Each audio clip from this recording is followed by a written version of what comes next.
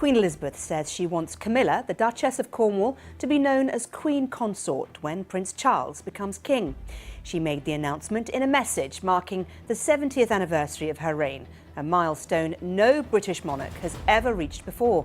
Our royal correspondent Nicholas Witchell reports now from Sandringham. Camilla was reportedly expecting another routine palace legal briefing.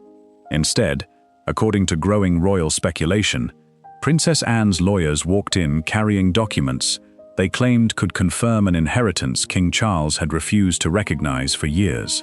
The room allegedly fell silent, because if those papers were genuine, they didn't just challenge one family decision, they challenged the belief that a reigning monarch could quietly rewrite Queen Elizabeth's final wishes. What makes this story so extraordinary isn't the inheritance itself. It's the claim that someone inside the royal household had allegedly known the truth for years, while the family publicly moved on as though the matter had already been settled. If that claim was ever proven, it would raise one uncomfortable question. Was Charles protecting the crown, or protecting a decision that was never truly his to make? And according to the rumors now circulating through royal circles, Princess Anne never argued in public. She never gave interviews. She never demanded explanations. Instead, she reportedly let her lawyers do something far more dangerous. They followed the paperwork. Hi viewers, if you believe promises made by a parent should be honored, no matter who holds the crown, type "Justice for Anne" in the comments. And if you think Queen Elizabeth's wishes deserve to be remembered and discussed. Now, Buckingham Palace says the Koh-i-Noor diamond will not be used in the coronation. Instead, Camilla, the Queen Consort, will be crowned with Queen Mary's crown, which has been taken out of the Tower of London to be resized for the May 6th coronation. Our news correspondent Charlotte Gallagher is here with us. Subscribe now, like this video, and share it with another royal family follower. Every bit of support helps keep conversations like this alive and ensures stories that spark so much public debate continue reaching more people. If you enjoy uncovering the stories behind royal headlines, subscribe now, because the document at the center of this story is only the beginning. According to the reports, what Anne's legal team uncovered next is the very reason Camilla was said to be left completely stunned. According to long-circulating royal speculation, Princess Anne had never built her reputation by demanding attention.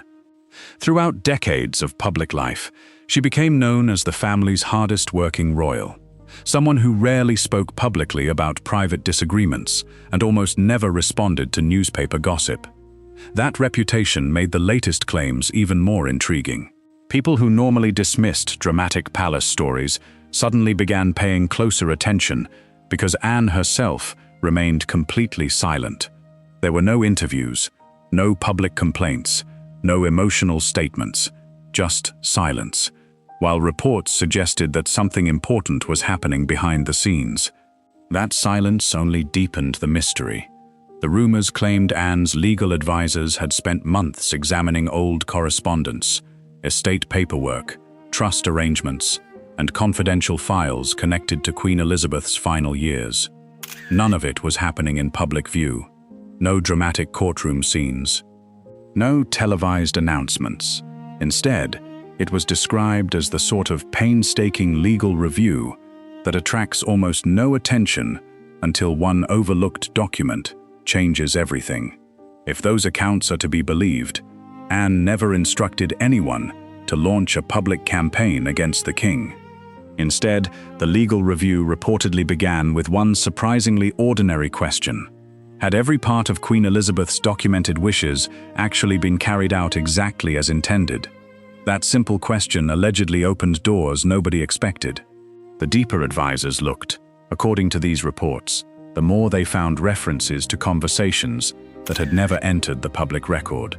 Some files pointed toward earlier legal opinions. Others referred to private meetings attended by trusted palace officials. None of those fragments proved anything by themselves, but together, they reportedly painted a picture suggesting there could have been far more to Queen Elizabeth's succession planning than the public ever realized. Meanwhile, Charles was said to be facing growing pressure from every direction. The monarchy was already navigating enormous challenges.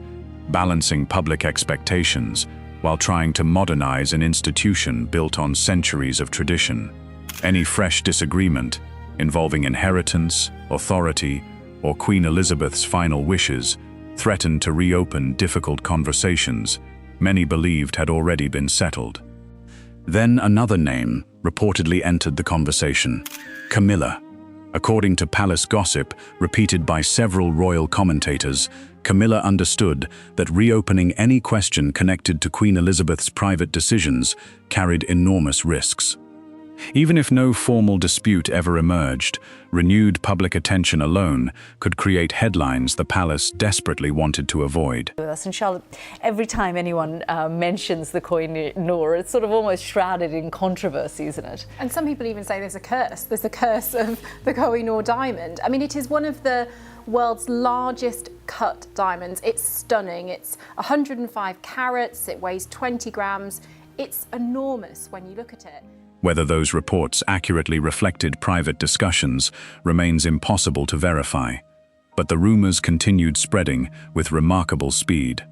Inside the palace, speculation suggested advisors had quietly divided into different camps.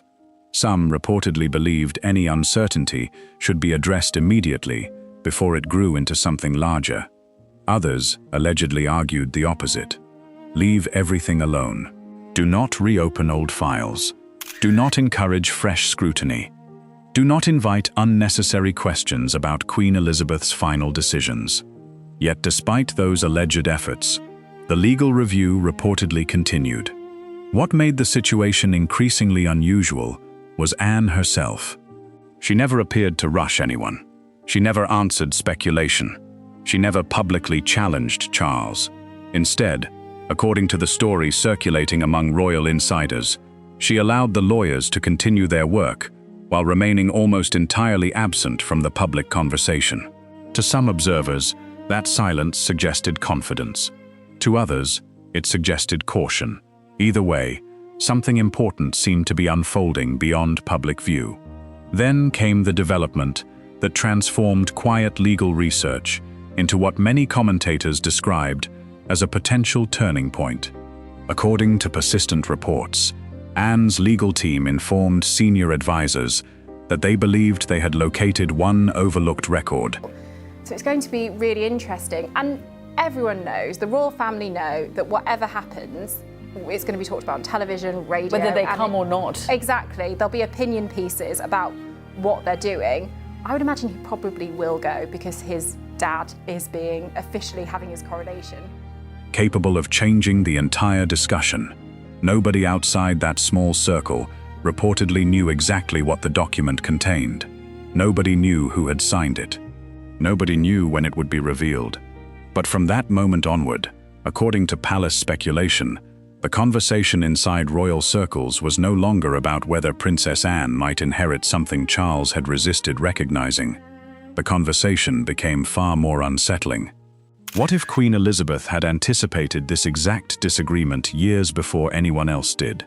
And if she had, what exactly had she left behind that made Anne's lawyers so certain they were finally ready to act? Behind closed palace doors, quiet shuffling of paper carried a weight that made senior advisors visibly uneasy. Princess Anne's legal team was not asking for permission, nor were they waiting for an official invitation to present their findings. They were systematically moving through stacks of decades-old estate files, private trust ledgers, confidential correspondence, and sworn witness declarations gathered from retired estate managers. Every single document was logged, cross-referenced, and catalogued with ruthless precision. Outside the room, rumors circulated that Princess Anne herself had never spoken a single word about the ongoing review to the press. But inside, the physical evidence of her legal team's labor was mounting into a mountain of paperwork that could not simply be swept aside. The atmosphere within Buckingham Palace grew increasingly fractured as word of the investigation spread through key corridors. Senior officials who had spent decades managing royal assets began expressing deep concern. This was no longer a minor audit of forgotten historical properties. It was a methodical dissection of decisions made behind closed doors, long before the public ever realized a dispute existed. As the legal team examined tax filings and private land registries dating back to the late 20th century, officials realized that certain family agreements had contained clauses specifically structured to survive beyond the lifespan of the original signatories. King Charles was reportedly advised that allowing this internal review to proceed unchecked posed a severe risk to the stability of the royal administration. Advisors warned that if the findings were ever brought into the open, they would challenge established assumptions about the king's final authority over crown assets. Councillors urged an immediate halt to the legal team's access. To be anything ahead of the coronation, anything like that, but who would have thought that the book would be like it was and contain so many blockbusters, so many things that people still talk about, saying, did he really put that in the book? So yeah, we don't think anything else like that is going to be released ahead of the coronation, so the dust will have settled to an extent. They argued that historical family settlements were intended to remain settled, and that reopening decades of confidential records would only invite public scrutiny at a time when the monarchy required unity. The position from the King's Core Advisory Group was clear. The review needed to end before it generated conclusions that could not be undone. Yet, as the resistance inside the palace hardened, Camilla's concern reportedly deepened. Those familiar with palace dynamics suggested she recognized the broader implications faster than most. If Princess Anne's lawyers successfully established that a major asset or entitlement had been legally placed beyond the king's personal control years ago, it would directly undermine the narrative of unchallenged monarchical authority that had been carefully cultivated. A confirmation of that magnitude would suggest that Charles had maintained a position for years that was legally flawed from the beginning. For Camilla, the issue was not merely about property or titles. It was about preventing a historical recalculation that could leave the king looking vulnerable to legal challenges from within his own family. From a careful distance, Prince William maintained a quiet observation of the unfolding process. Reports from inside the household indicated that William chose not to intervene directly, yet he refused to join those calling for an immediate shutdown of the investigation. He recognized that the documents under review represented the deliberate choices of Queen Elizabeth II during the final chapters of her reign. To suppress the research would risk dishonoring the precise arrangements his grandmother had put in place. William's quiet neutrality sent a clear signal through the legal channels. The truth of the paperwork had to be understood, regardless of how uncomfortable the process became. High-level confidential meetings began taking place in secure rooms, away from standard palace operations. Lawyers representing the estate sat across from executive advisors who had spent years protecting the traditional status quo. Tension in these sessions was thick enough to measure. Point by point, Anne's legal counsel presented financial records showing how specific revenues and rights had been categorized during major restructurings in the late 90s. Each document presented by the legal team systematically dismantled the argument that the matter was purely a subjective family decision, subject to the reigning monarch's personal discretion. If stories like this interest you, take a second to like the video right now. It really helps the channel continue bringing you these detailed royal investigations, and skipping that simple click means missing out on the deeper historical truths we uncover every single week. As the weeks progressed, the pressure on the royal administration reached unprecedented levels. The lawyers were not offering opinions based on sentiment or family loyalty. They were operating strictly within the boundaries of trust law and historical property rights. Every confidential memorandum retrieved from the archives added another layer of certainty to their position. Palace staff described an environment where staff members spoke in hushed tones, fully aware that the outcome of this hidden process could alter internal family relationships permanently. Advisors who had initially insisted the review would yield nothing significant were forced to change their tone. The documentation was not vague, nor was it incomplete. It contained explicit references to intentions that had been formally executed decades prior. The king's legal advisors found themselves struggling to locate counter-evidence that could legally invalidate the records being produced by Anne's team. The initial strategy of ignoring the investigation had completely failed, leaving the palace administration in a defensive posture. The psychological weight on everyone involved continued to build as the legal framework became undeniable. Royal historians and private legal experts working behind the scenes understood that the implications extended far beyond financial value. This was a direct test of institutional integrity. If written agreements executed under Queen Elizabeth's direction could be ignored simply because a new reign had begun, the entire foundation of royal estate planning would be called into question. Anne's team kept pushing forward, unaffected by the growing anxiety within the executive offices. Everything escalated to a point of no return when Princess Anne's legal representatives formally requested an emergency audience with the senior palace directorate.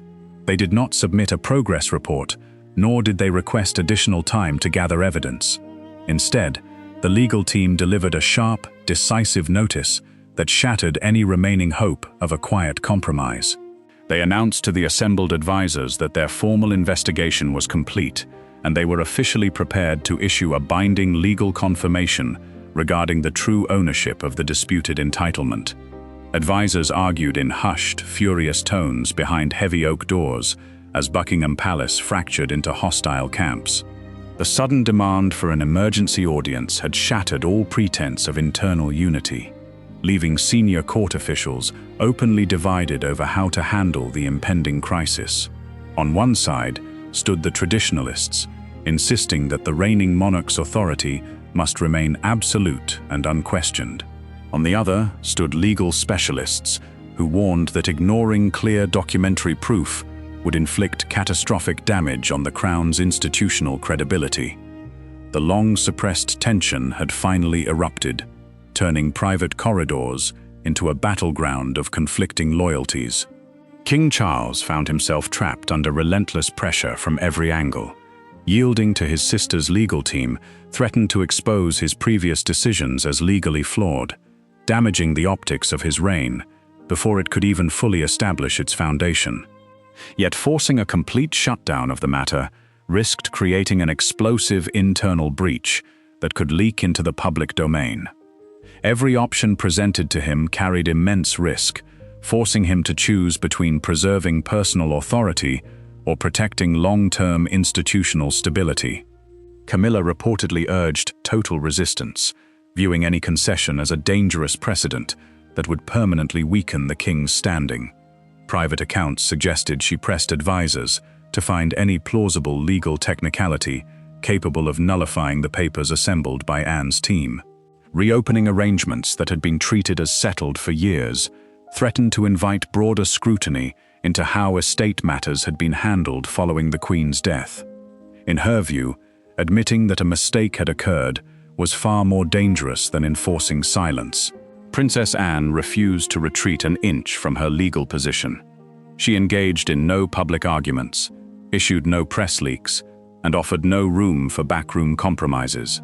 Her legal team made it clear that they were not negotiating for a partial settlement or a favorable concession. They were presenting verified legal facts that demanded formal recognition. Anne's calm, unyielding posture only heightened the anxiety among the king's advisors, who realized that standard political pressure would not force her to drop the matter. Prince William privately signaled that his primary concern lay in safeguarding Queen Elizabeth's documented legacy. Whispers within royal quarters indicated he viewed the legal evidence not as an attack on his father, but as a binding expression of his grandmother's explicit intent. William understood that if the institution began ignoring its own written trusts whenever convenient, it would destroy the core principles of trust and continuity that held the family enterprise together. His stance added severe internal weight to the side, favoring full compliance with the documents. Emergency consultations took place at all hours, producing bitter arguments between veteran administrators and independent legal counsel. Formal legal warnings were drafted and exchanged across palace offices, outlining the severe risks of proceeding without resolution. The psychological toll on the family worsened daily, transforming routine operational meetings into icy, tense encounters. Relationships that had weathered decades of public scandals were now fraying under the weight of an unresolved internal betrayal. The central issue had completely transformed. This was no longer a disagreement over financial assets or physical estate boundaries. It had evolved into a fundamental constitutional struggle over whether Queen Elizabeth's written wishes could be overridden by her successor. If a sovereign could simply disregard the legal instructions left by a predecessor, the moral authority of every trust created by the crown was effectively destroyed. The conflict had shifted from a private family dispute into a battle for the ultimate rule of law inside the royal house. If you are ignoring the subscribe button right now, while consuming these deeply researched royal revelations, you are actively choosing to let the truth remain hidden. Hit subscribe immediately if you care about keeping this channel alive, to uncover the hidden stories that powerful institutions try to bury. The atmosphere grew increasingly desperate as the legal framework established by Anne's team proved virtually indestructible. The king's advisors found themselves running out of procedural counterarguments. Every attempt to reframe the dispute as a matter of personal monarchical discretion fell apart against explicit language embedded within the confidential trust files. The sense of urgency inside the administrative offices reached a breaking point as officials realized they could no longer delay the inevitable day of reckoning. Personal bonds within the royal household deteriorated rapidly under the strain of constant maneuvering. Long-time staff members were forced to navigate a minefield of conflicting instructions, careful not to betray personal allegiances. Trust had completely vanished, replaced by a cold, watchful silence that hung over every meeting room. The family was fundamentally divided, locked in a silent war where neither side could afford to surrender without suffering permanent damage. Just as the internal stalemate reached its absolute peak, Princess Anne's legal representatives delivered another decisive shock to the palace administration. They submitted a formal request for one final, high-stakes confrontation with the king and his top counselors. They declared that they were no longer taking submissions, reviewing records, or engaging in preliminary discussions. The research phase was over, and they were stepping into the room to release their ultimate legal conclusion. The room fell dead silent as Princess Anne's lead counsel placed a thick leather binder on the polished table and opened it to the final execution page. There was no polite preamble, no diplomatic softening of the blow, and no room left for procedural delays. Point by point, the legal team systematically presented the definitive evidence they had spent months verifying. They walked through the binding clauses, line by line, demonstrating with terrifying clarity that the disputed entitlement had been legally severed from the sovereign's personal authority, long before King Charles took the oath of accession. The legal team clearly explained why Charles lacked any constitutional or legal authority to overturn the arrangement. The documents were framed within an irrevocable private settlement structure that operated entirely outside the discretionary power of the reigning monarch. Every attempt by palace advisors to claim sovereign immunity or historical precedent withered under the weight of airtight property law.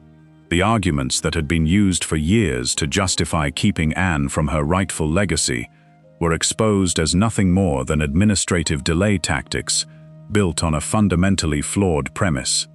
With absolute finality, the lead attorney read the core conclusion aloud, confirming that Princess Anne was, and had always been, the sole legal inheritor of the disputed entitlement. Decades of quiet suppression were dismantled in a matter of minutes. The written proof established beyond a shadow of a doubt that the asset was meant to transfer directly to Anne upon Queen Elizabeth's passing, completely bypassing the monarch's personal estate.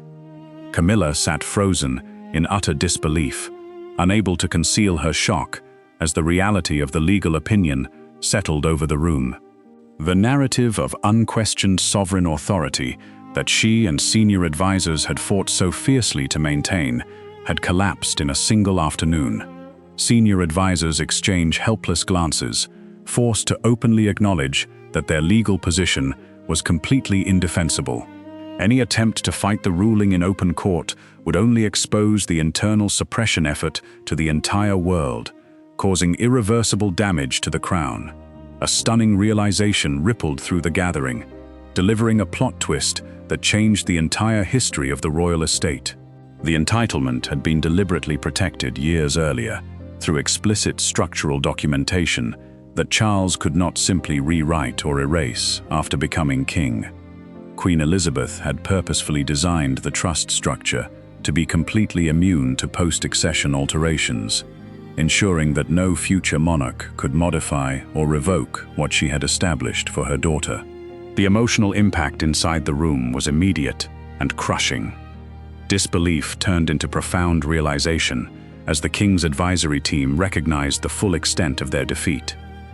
Anne had not achieved this victory through public outbursts, political leverage, or public pressure campaigns. She had secured it through patient, indisputable legal precision, vindicating her mother's true intent while leaving the rest of the family to reckon with the fallout of their own resistance. If you choose to scroll past this video right now without liking and subscribing, you are actively rewarding the silence that keeps these historical truths buried in darkness.